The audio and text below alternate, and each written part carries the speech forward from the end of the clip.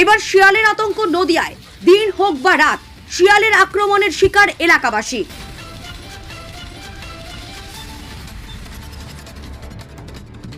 শিয়ালের উপদ্রবে নাজেহাল ও আতঙ্কিত নদিয়ার শান্তিপুরের বাবলা পঞ্চায়েত এলাকার সাধারণ মানুষজন। অভিযোগ, গতকাল থেকে এখনো পর্যন্ত শিয়ালের আক্রমণের শিকার হয়েছেন 6 জন। সূত্রের খবর, শান্তিপুর ব্লকের বাবলা পঞ্চায়েতের ডিঙ্গিপোতা গ্রামের মানুষজন শিয়ালের আতঙ্কে আতঙ্কিত হয়ে রয়েছেন। অভিযোগ, দিন হোক বা রাত, যখন তখন শিয়ালের আক্রমণের শিকার হতে হচ্ছে এলাকার বাসিন্দাদের। হাসপাতাল সূত্রে জানা যায়, শিয়ালের কামড় খেয়ে শান্তিপুর হাসপাতালে এসেছেন এখনো পর্যন্ত মোট 6 জন। তবে তাদের প্রত্যেককেই প্রাথমিক চিকিৎসার পর ছেড়ে দেওয়া হয়। আক্রান্তদের দাবি, কিছু বোঝার আগেই হঠাৎ করেই শিয়াল এসে কামড়ে দিচ্ছে। আর এই ঘটনা সামনে আসতেই শুধু ডিঙ্গিপোতা গ্রাম সহ পার্শ্ববর্তী গ্রামেও আতঙ্ক ছড়িয়ে পড়েছে।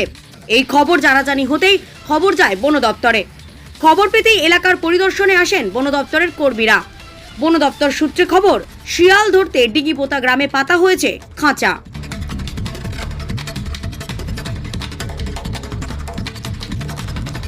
পাট বাগানে ঘুড়ি থেকে দৌড়েছিল, পাট বাগানের ভিতরে শিয়ালে ধরেছে।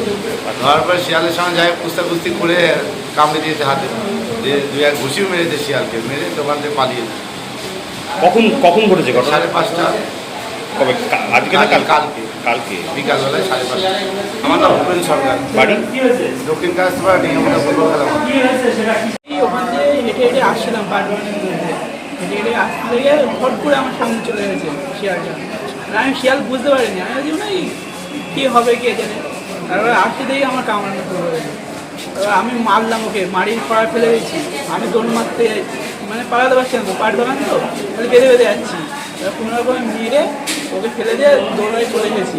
এই পাশে এক দাদা ছিল, ওই দাদা হাত বেঁধে দিল। তারপর বাড়ি এসে তারপর ডাক্তারখানে রাকেশ সরকার।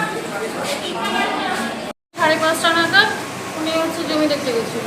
এবার জমি দেখতে গিয়ে ওখানে মানে শিয়াল রয়েছে, আশেপাশে শিয়াল থাকে। এবার সেই অনুসারে একটা শিয়াল মানে আমাদের পুকুর রয়েছে, তাকে ধরেছে। এবার তখন উনি তাড়াতে গেছে, এবং তাড়া দিয়েছে কি, আর শিয়াল এসে ওনাকে ধরেছে। এবার উনি তো খুব কষ্টে এসেছে, সে শিয়ালের মুখ চিরে ধরে রেখেছে। তারপরে উনি ডাকছে ওনার নাম ধরে, ডাকার পরে ওনার পাশেই বাড়ি। তা উনি তখন একটা লাঠি নিয়ে আসেন। এবার লাঠি নিয়ে আসার পরে শিয়ালটাকে মানে মারে, এবার লাঠিটা ভেঙে যায়, সেরকম লাঠি ছিল না। তখন শিয়াল আমার শ্বশুরমশাইকে ছেড়ে ওনাকে। কতটা আতঙ্কে আছেন?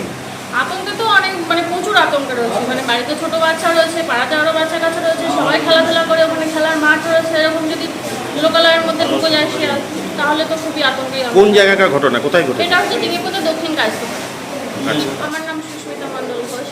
বাড়ি ডিঙ্গিপোতা দক্ষিণ কাশপাড়া।